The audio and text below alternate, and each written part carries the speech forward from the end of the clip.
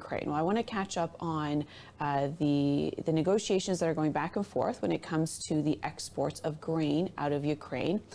Well, the Ukrainian government is calling the Russian foreign affairs trip to Africa a quintessential sadism. The reason being is that Russian Foreign Minister Sergei Lavrov is in Africa and he's speaking with senior officials, and this is what Ukraine put out, saying that Mikhailo Podolyak, an advisor to Ukrainian President Chief of Staff, tweeted saying that this is a show that they agree with us to let us export grain out of the Odessa seaport, and then next thing you know, they're attacking us at the same time.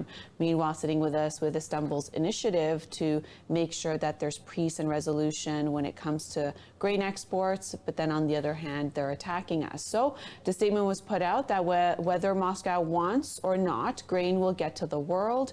We know well the artificial famine prescribed by scriptwriters in the Kremlin and responsibly fulfilled the agreement. So essentially what's happened is, as the tour in Africa continues by the foreign minister of Russia to be able to talk about grain exports and what they can do, Ukraine is calling out Russia on literally everything since the war began, and even before the war began.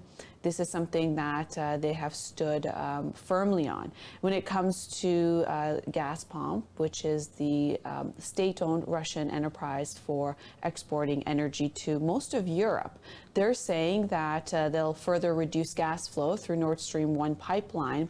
And they're saying that it may halt another turbine for repairs.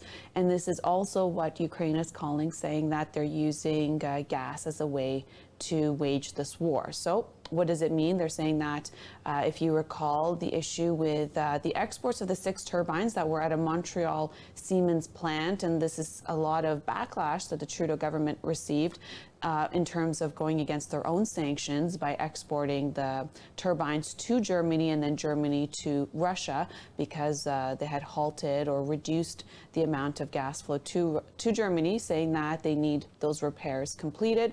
And now they're saying that the pipeline is going to be shut for 10 days for scheduled maintenance, and this is a growing fear that Russia could essentially not resume its deliveries when the repairs are done. Now, Germany's dependence on Russian energy is extensive, as their own gas inventories are at 65.9%, and that is according to the daily figures provided by their government.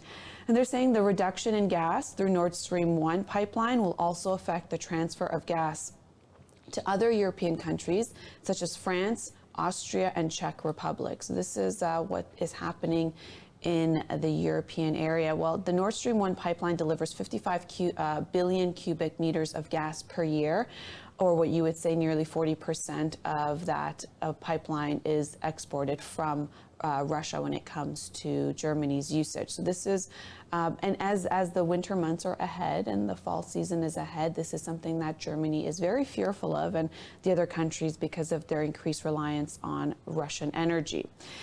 And Ukraine and Russia have agreed to that deal that they would allow the exports, but this is also what we're going to see in terms of what happens in the Black Sea area, and if the Kremlin will keep their part of what they had promised, as the rising escalation still continues between the two countries.